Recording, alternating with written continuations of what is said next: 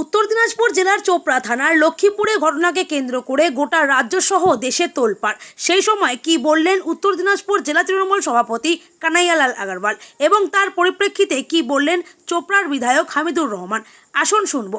এবং কি বলছেন বিস্তারিত চোপড়ার ব্লক কংগ্রেস সভাপতি মোহাম্মদ মাসির উদ্দিন। এখানে দেখা যাচ্ছে জেসিবির অপর এক সঙ্গীকেও। রাজ্যের নেতৃত্বের নির্দেশে আজকে আমি হামিদুর রহমান সাহেবের কাছে হোয়াটসঅ্যাপে একটা চিঠি পাঠিয়েছি।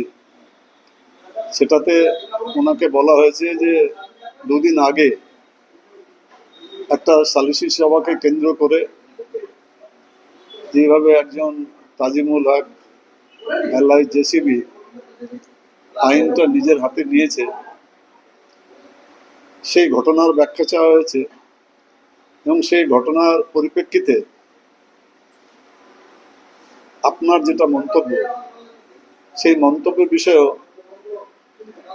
আপনি কি বলতে চান সেটা আপনি জানান। সেই হিসাবে আজকে হোয়াটসঅ্যাপের মাধ্যমে এমএলএ সাহেবের কাছে আমরা রাজ্য নেতৃত্বের নির্দেশে এরকম একটা ব্যাখ্যা দেওয়ার জন্য একটা চিঠি আমরা পাঠিয়েছি। এক্সপ্লেনেশন চেয়েছি, ঘটনার এক্সপ্লেনেশন চেয়েছি, পাশাপাশি উনি যে মন্তব্য করেছেন এই ঘটনার পরিপ্রেক্ষিতে তারও একটা আমরা ব্যাখ্যা চেয়েছি। রাজ্য জুড়ে এখানে মুখ্যমন্ত্রী বারবার বলছেন মহিলাদের লক্ষ্মী ভান্ডার নিয়ে, তিনি বলছেন যে লক্ষ্মী ভান্ডারের জন্য ভোট ব্যাংক বেড়েছে, কিন্তু উত্তর দিনাজপুরের মতো জায়গায় সেখানে চোপড়াতে লক্ষ্মীদের উপরে এইভাবে অত্যাচার করা হচ্ছে।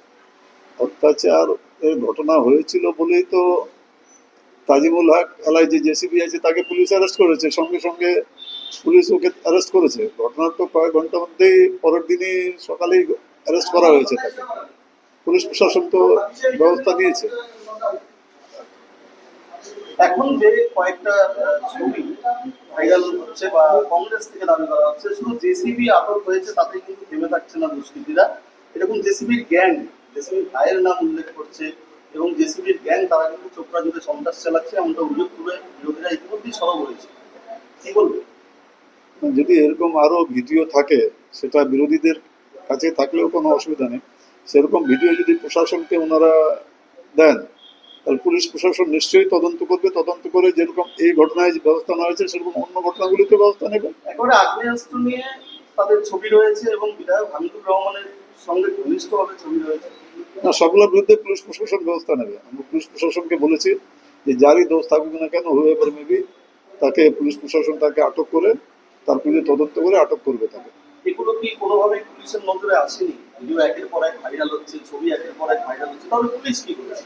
না, ভাইরালের ব্যাপারটা ভাইরাল হওয়া তো আমরা দেখছি রোববারের ওই ঘটনার পরেই এই ভিডিও ভাইরালের ব্যাপারটা আসে। তার আগে তো আমরা কোনো ভিডিও ভাইরালের ব্যাপারটা দেখিনি। যদি তার আগেও আমাদের নলেজে আসতো তাহলে নিশ্চয়ই আমরা পুলিশ প্রশাসনকে বলতাম যে ভাই যারা যারা দোষী আছেন, যারা তদন্ত করুক, পুলিশ তদন্ত করে গ্রেপ্তার করুক।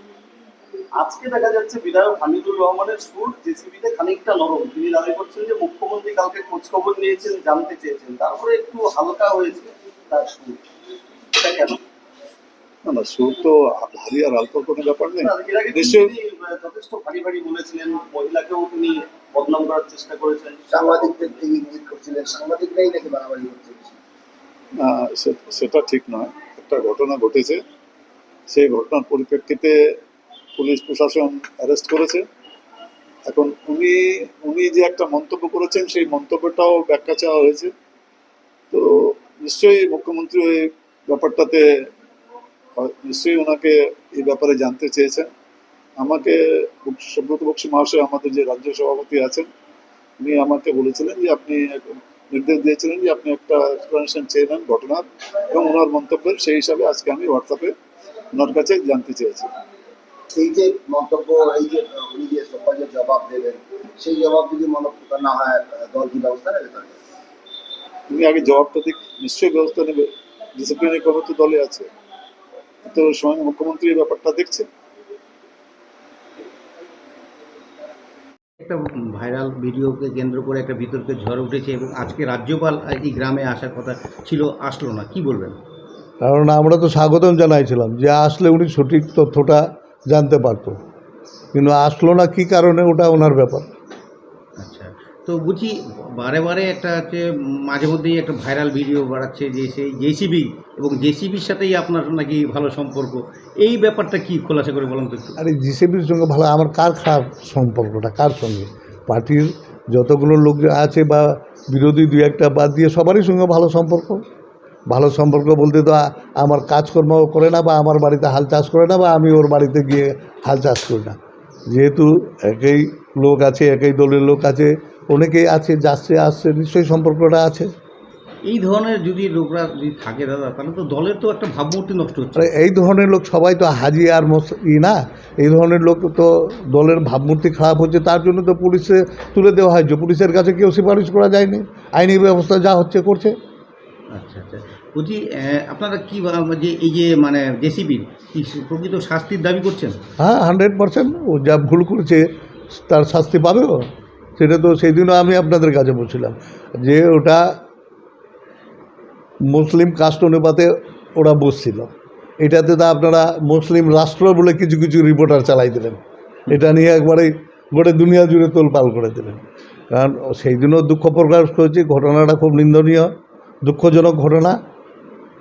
তো এটা নিয়ে সেই দিনও দুঃখজনক বলেছি, আজকেও বলছি, সেই দিনও বলছি যে পুলিশ ওকে তুলেছে, কেউ বলতে যায়নি। এখন ভোটার আছে, একটা ভোটার থাকতেই পারে যে কোনো দলের, ওকে পুলিশ অ্যারেস্ট করেছে। যদি ওর কেউ কৈরবি করতে যেত, কোনো এমএলএ বা কোনো প্রধান বা কোনো মেম্বার, ও যা ভুলটা করেছে তার ভুলের শাস্তি তো ওকে পাতে হবে। আচ্ছা আচ্ছা, আর দাদা একটা ব্যাপার আছে যে এখানে যে নির্যাতিতা যে যাকে মারা হচ্ছিল সেই মহিলাকে নাকি আমরা শুনতে পাচ্ছি সূত্র মারফত শিলিগুড়িতে ডেকেছে, এবং গ্রামবাসীরা কিন্তু একটা অভিযোগ করছে যে রাজ্যপাল এখানে আসলে ওয়েলকাম, কিন্তু একটা মেয়ের মানে ক্যারেক্টার নিয়ে ছিনিমিনি খেয়েছে। এই কি গ্রামবাসীদের সাথে আপনি একমত? কী করে ছিনিমি রেখেছে? রাজ্যপাল নাকি মানে এই মহিলাটার মানে ক্যারেক্টার নিয়ে এলো না, শিলিগুড়িতে ডাকছে। হ্যাঁ, তার জন্য বলছি যে রাজ্যপাল এখানটা আসবে কি না আসবে এটা আমরা জানি না। রাজ্যপাল ইসলামপুরে এসছে এটা জানি, আপনাদের মতন বাইদে বাই জানি যে রাজ্যপাল আসতে পারে না, এখানটায়। শিলিগুড়িতে এসছে। হ্যাঁ, তো এখন যদি এখানটায় ওর আসার কোনো রুটিন না থাকে তো ও তো আর ইচ্ছাকৃত আসতে পারবে না। আসলে কি ভালো হতো? আসলে খুব ভালো হতো, সরজমিনে ও দেখে যেতে পারতো। যেমন চেতনা করছে, সরজমিনে দেখে যাওয়ার পরে ওদের স্যাম্পেতি দেখে 1 লক্ষ টাকা করে দিতে চেয়েছিল, এই পর্যন্ত টাকাটা দেয়নি। লোকেরা ঘুরে বেড়াচ্ছে, যেটা আমরা মুখ্যমন্ত্রী বলেছিল সেই টাকাটা আমরা তার 8 দিনের মধ্যে পৌঁছাই দেওয়া হয়েছে। এই টাকাটা আজ প্রায় দীর্ঘ 3-4 মাস হয়ে গেল। কারণ গরিব লোক তো ওরা ভাবছে কেউ খেয়ে নিল নাকি, কেউই করলো নাকি, সব দাঁড়িয়ে দাঁড়িয়ে দৌড়াই বেড়াচ্ছে। তো আমি রাজ্যপালকে অনুরোধ করছি, যেহেতু উনি কমিটমেন্ট করে গেছে, সবার সামনে বলে গেছে, টাকাটা ওনাদের পাঠাই দিলে ওরা খুব উপকৃত হতো, গরিব লোকেরা। জেসিবি কি কারো মদতে কি আজকে ওই এলাকায় দাপট বেড়েছে? আরে মুদত কিসের নেবে রে ভাই? ও মুদত কে দিবে ওকে? কেউ নিজের এরিয়ায় আপনি এখানটায় এসছেন, তা আপনাকে কেউ মুদত করে নিয়ে এসছে? আপনার কাজ ছিল, এসছেন। আমার কাজ ছিল, আমি যেটা বলার আপনারা বললেন। দাদা, এই ঘটনার পর কি রাজ্যের মুখ্যমন্ত্রী আপনাকে ফোন করেছিল? রাজ্যের মুখ্যমন্ত্রী ফোন করেছিল, সেটা উনি জানতে চেয়েছিল, ব্যাপারটা জেনেছে। আচ্ছা আচ্ছা, আপনি কি বলেছেন? আমি বলেছি যে ও ভুল করেছে, আমি দুঃখ প্রকাশ করছি রিপোর্টারের কাছে, ওকে পুলিশ অ্যারেস্ট করেছে, পুলিশের হাতে তুলে দেওয়া হয়েছে, ওর শাস্তিমূলক ব্যবস্থার দাবি করা হয়েছে, মুখ্যমন্ত্রীকেও আমরা বলেছি।